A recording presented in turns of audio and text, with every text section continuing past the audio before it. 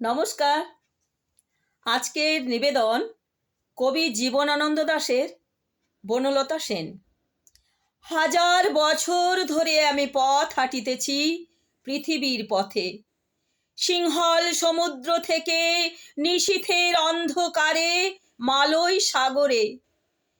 অনেক ঘুরেছি আমি, আরো দূর অন্ধকারে বিদর্ভ নগরে।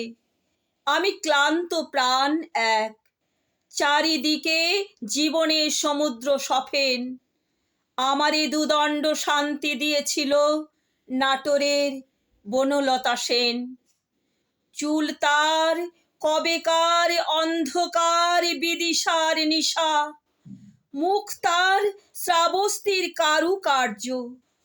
অতি দূর সমুদ্রের পর হাল ভেঙে যে নাবিক হারায়েছে দিশা, সবুজ ঘাসের দেশ যখন সে চোখে দেখে দারুচিনি দ্বীপের ভিতর, তেমনি দেখেছি তারে অন্ধকারে।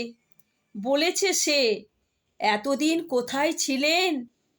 পাখির নীড়ের মতো চোখ তুলে নাটোরের বনলতা সেন।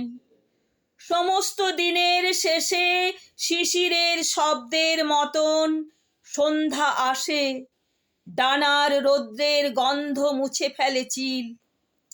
পৃথিবীর সব রং নিভে গেলে পাণ্ডুলিপি করে আয়োজন, তখন গল্পের তরে জোনাকির রঙে ঝিলমিল।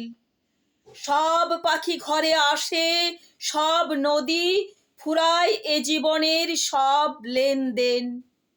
থাকে শুধু অন্ধকার মুখোমুখি বসিবার বনলতা সেন। নমস্কার।